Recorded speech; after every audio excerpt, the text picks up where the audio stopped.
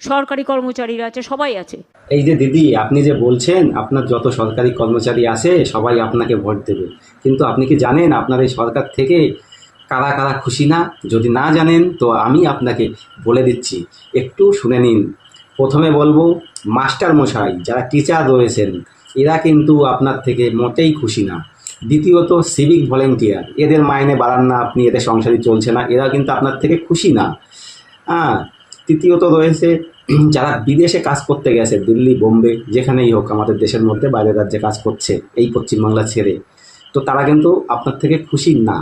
চতুর্থ আছে ওই যাই বলেছেন আপনি আশাকর্মী, এরা কি আপনার থেকে খুশি? খুশি না, এদের মাইনে বাড়াচ্ছেন না, খুশি না। তারপরে আপনি এই যে যে বৃদ্ধ ভাতাটা, এইটা তো আপনি বাড়াতে পারতেন। বয়স্কদের প্রথমেই রোগে ধরে, এদের রোগ লেগেই থাকে পিছনে বয়স্কদের, তো আপনি সেই টাকাটাই বাড়াননি। দিয়েছেন কাদের? লক্ষ্মী ভাণ্ডার বাড়িয়েছেন, যুবসাথী দিচ্ছেন, ভোটে যাতে হেরে যাবেন সেই ভয়তে এইসব করছেন, কিন্তু যেটা মানুষের দরকার, বৃদ্ধ ভাতাটা আগে দরকার ছিল সেটাই আপনি দেননি। তো বৃদ্ধ যারা বয়স্ক মানুষ আছে তারা কিন্তু আপনার থেকে খুশি না। পুলিশ, আপনার পুলিশ, সেই পুলিশই কিন্তু খুশি না। ধরুন শিক্ষিত সমাজ, এই শিক্ষিত সমাজ কি আপনার থেকে খুশি? যেভাবে দেখেছে শিক্ষিত সমাজ, যে চাকরি বিক্রি হচ্ছে আপনার সরকার থেকে আর চাকরি হচ্ছে না, তো তারা কিন্তু খুশি না আপনার থেকে।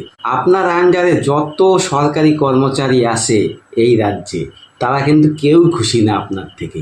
এটা আপনি ভালো করে মাথায় ঢুকায় নেন। এবার কিন্তু তাদের ভোট আপনি পাচ্ছেন না। যারা ড্রাইভার রয়েছে, সে যে গাড়ি চালাক, ভ্যান চালাক, টোটো চালাক, অটো চালাক কি বাস চালাক আর লরি চালাক, কোনো ড্রাইভার কিন্তু আপনার থেকে খুশি না।